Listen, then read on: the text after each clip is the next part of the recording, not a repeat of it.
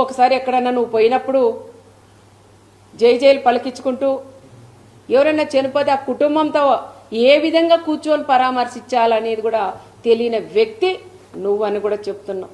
ఎందుకు వస్తాయాలు నవ్వులు? చావు అయిపోయి 9 రేపు దినమంట. ఈరోజు తను కూర్చొని నువ్వు ముందర మాట్లాడుతూ వెనక నీ వాళ్ళంతా కిలకిల నవ్వుతారా?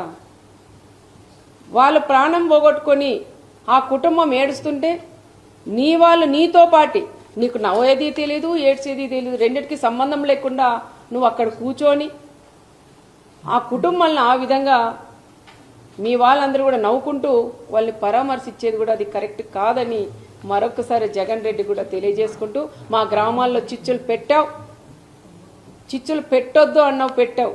ఇంకోటి మా కార్యకర్తలందరూ ఒకటే ఛాలెంజ్ చేశారు, నువ్వు వస్తున్నావు బీసీలను నువ్వు చెప్తున్నావు, మరి బీసీలు నువ్వు వచ్చినప్పుడు ఈ రాప్తాడు నియోజకవర్గం ఒక బీసీ అభ్యర్థికి ఇన్ఛార్జ్ ఇవ్వమని ఛాలెంజ్ చేసి మా బీసీలందరూ కూడా అడిగారు. కురువ కమ్యూనిటీకి సంబంధించిన లీడర్లు అడిగారు, వాల్మీకి సంబంధించిన వాళ్ళు అడిగారు.